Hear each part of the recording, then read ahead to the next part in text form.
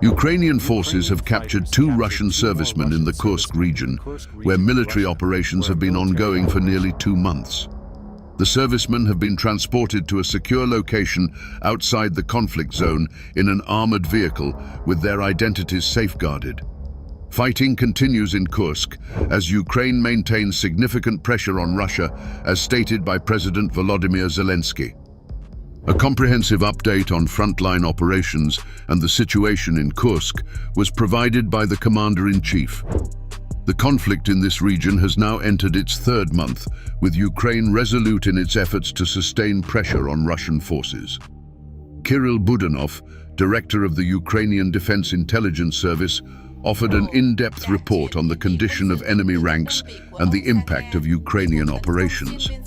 Defense Minister Rustam Umerov also addressed aspects of the strategic partnership, as noted by President Zelensky. The Kursk offensive is part of Ukraine's intensified targeting of Russian military facilities deep within its territory, signifying a capacity to escalate its military response as the war approaches its 3rd year. Analysts caution that these strategies may not only heighten pressure on the Kremlin, but also bolster domestic support for the conflict. This offensive represents Ukraine's efforts to regain the initiative, redirect Russian military resources from the Eastern Front, and foster national morale. It also aims to send a clear message to Western allies regarding the crossing of Russia's red lines, potentially paving the way for Ukraine to seek authorization for strikes on Russian territory utilizing Western-made munitions. The Ukrainian Defense Forces have identified vulnerabilities in Russia's air defenses, particularly during operations targeting specific installations. The military has strategically avoided areas with robust air defense systems or complex electronic countermeasures, as noted by military analyst Ivan Stack during a segment on K24 regarding a drone strike on an oil depot in Theodosia. Stack emphasized that while Russia's air defenses are not ineffective, specific challenges persist in various regions. He explained that the S-300 and S-400 systems are primarily designed to target large, high-velocity objects, while drones, often difficult to detect, are managed more effectively by Panzer S-1 systems or lighter weaponry. Stack highlighted the success of Ukrainian forces in navigating around Russian air defenses to maximize operational impact.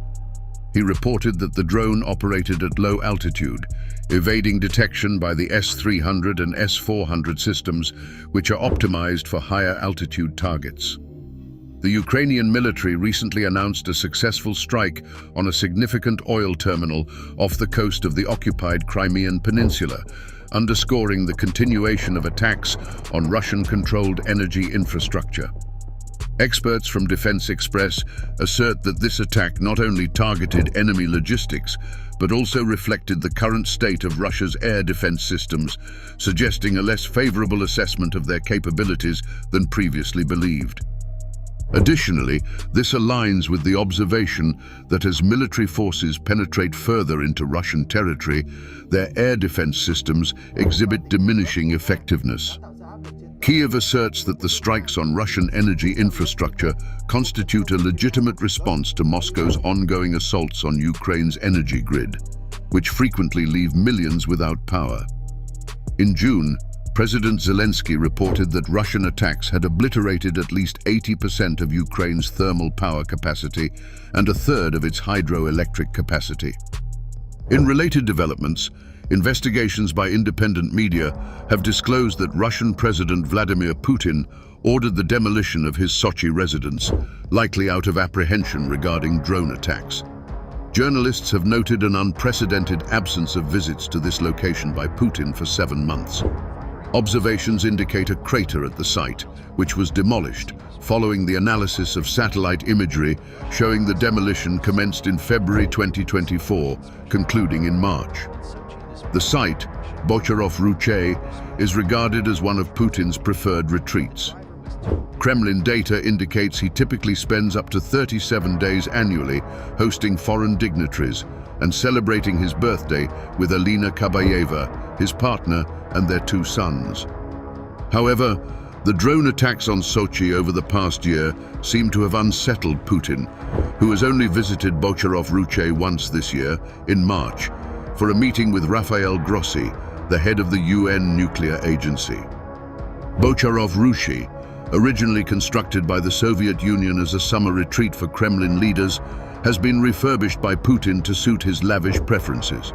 He has incorporated luxurious accommodations for family and friends, well-equipped conference rooms for hosting guests, and offices with multiple communication lines for conducting business remotely. During the COVID pandemic, Putin isolated himself in Bocharov-Ruche, taking advantage of the mild climate of the Black Sea. He even constructed a replica of his Moscow office within the residence.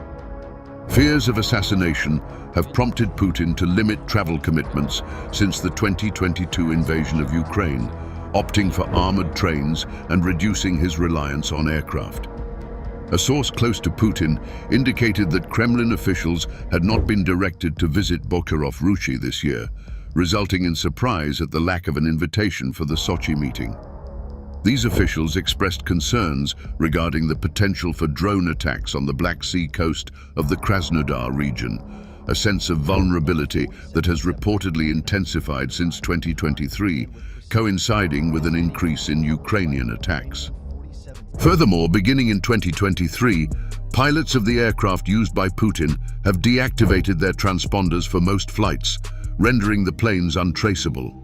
Last year, Russian media disclosed that Putin increasingly favors armored trains for his travels, primarily because trains are more challenging to track in real time compared to planes.